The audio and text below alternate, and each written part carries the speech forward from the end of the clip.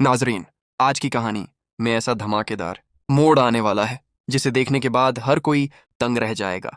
एक तरफ अरसलान का सबसे बड़ा राज सबके सामने आने वाला है, तो दूसरी तरफ जायशा अपना ऐसा पलटवार करेगी कि शेरी की हर चाल उसी पर उल्टी पड़ जाएगी। आखिर में जो होगा वह पूरे खानदान की तकदीर बदल देगा। शेरी अब पिंजरे में फंसे परिंदे की तरह तड़प रही है।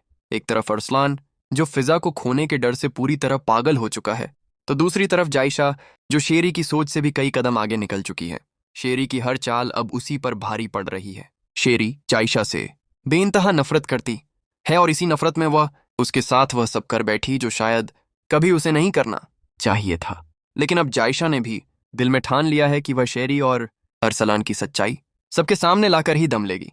शेरी जायशा को सबके सामने जलील करने के लिए पूरा ढोंग रचाती है, लेकिन खुद ही जलील और रुसवा हो जाती है। बेबस होकर वह जायशा से कहती है, मुझे कभी उम्मीद नहीं थी कि तुम इतनी घटिया हो सकती हो। तुमने मेरा घर तोड़ दिया, भाई को भाई के खिलाफ और बाप को बेटे के खिलाफ कर दिया। आखिर तुम अपने आप को समझती क्या हो?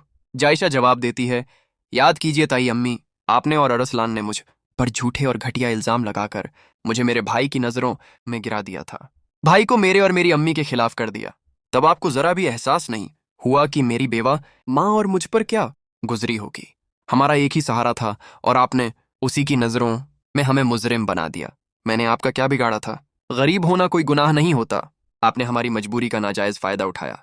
आपने ये भी नहीं सोचा कि उरीशा का माजी क्या था और हमने उसे कितनी मोहब्बत, परवरिश और समझदारी से एक अच्छी बीवी और अच्छी बहू बनाया। इसमें सबसे बड़ा हिस्सा मेरी अम्मी के प्यार और खलूस का था, लेकिन आपने मुझे जीते जी मार दिया और सबकी नजरों में गिरा दिया। अब मैं अपने हक के लिए आवाज उठाऊंगी और आपको सबके सामने बेनकाब करके रहूंगी। यह मेरा वादा है। उधर अरसलान भी पूरी बाजी पलट देता है।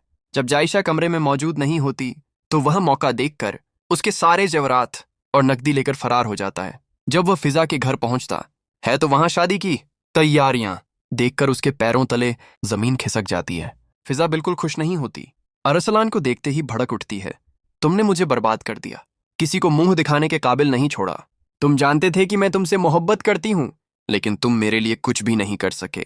फिजा की माँ जो पहले ही लालच में 50 लाख रुपए हड़प चुकी थीं, अरसलान के हाथ में बैग देखकर तुरंत अपना रवैया बदल लेती है।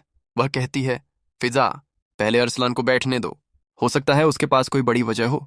अपनी माँ का बदला हुआ रंग देखकर फिजा भी हैरान रह जाती है। अरसलान बैग खोलकर सारे जेवरात और नकदी उसके कदमों में रख देता है और कहता है, आपको यही चाहिए था ना?